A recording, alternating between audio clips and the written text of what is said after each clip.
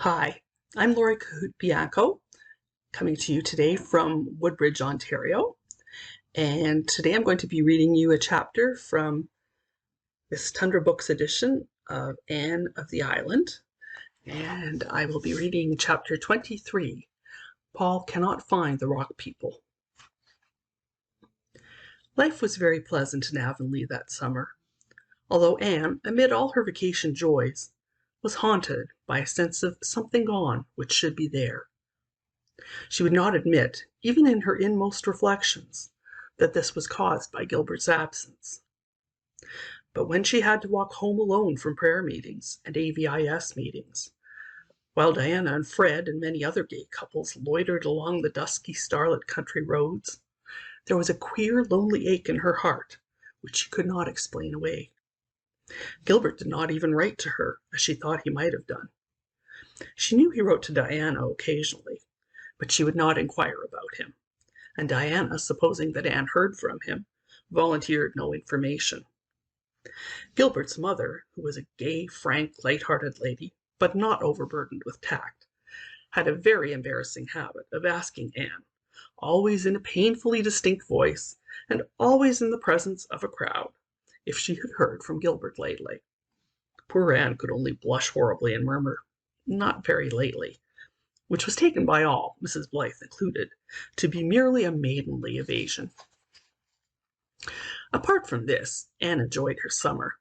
Priscilla came for a merry visit in June, and when she had gone, Mr. and Mrs. Irving, Paul, and Charlotta the Fourth came home for July and August. Echo Lodge was the scene of gaieties once more, and the echoes over the river were kept busy mimicking the laughter that rang in the old garden behind the spruces. Miss Lavendar had not changed, except to grow even sweeter and prettier. Paul adored her, and the companionship between them was beautiful to see. "But I don't call her mother just by itself," he explained to Anne. "You see, that name belongs just to my own little mother, and I can't give it to anyone else. You know, teacher. But I call her Mother Lavendar, and I love her next best to father. I even love her a little better than you, teacher." "Which is as it ought to be," answered Anne. Paul was 13 now, and very tall for his years. His face and eyes were as beautiful as ever, and his fancy was still like a prism, separating everything that fell upon it into rainbows. He and Anne had delightful rambles to wood and field and shore. Never were there two more thoroughly kindred spirits. Charlotta the Fourth had blossomed out into young ladyhood. She wore her hair now in an enormous pompadour, and had discarded the blue ribbon bows of auld lang syne, but her face was as freckled, her nose as snubbed, and her mouth and smiles as wide as ever. "You don't think I talk with a Yankee accent, do you, Miss Shirley, ma'am?" she demanded anxiously. "I don't notice it, Charlotta." "I'm real glad of that. They said I did at home, but I thought likely they just wanted to aggravate me. I don't want no Yankee accent. Not that I've a word to say against the Yankees, Miss Shirley, ma'am. They're real civilized. But give me old P.E. Island every time." Paul spent his first fortnight with his grandmother Irving in Avonlea. Anne was there to meet him when he came, and found him wild with eagerness to get to the shore. Nora and the Golden Lady and the twin sailors would be there. He could hardly wait to eat his supper. Could he not see Nora's elfin face peering round the point, watching for him wistfully? But it was a very sober Paul who came back from the shore in the twilight. "Didn't you find your rock people?" asked Anne. Paul shook his chestnut curls sorrowfully. "The twin sailors and the Golden Lady never came at all," he said. "Nora was there, but Nora's not the same, teacher. She's changed." "Oh, Paul, it is you who are changed," said Anne. "You've grown too old for the rock people. They like only children for playfellows. I'm afraid the twin sailors will never again come to you in the pearly enchanted boat with the sail of moonshine, and the Golden Lady will play no more for you on her golden harp. Even Nora will not meet you much longer. You must pay the penalty of growing up, Paul. You must leave fairyland behind you." "You two talk as much foolishness as you ever did," said old Mrs. Irving, half indulgently, half reprovingly.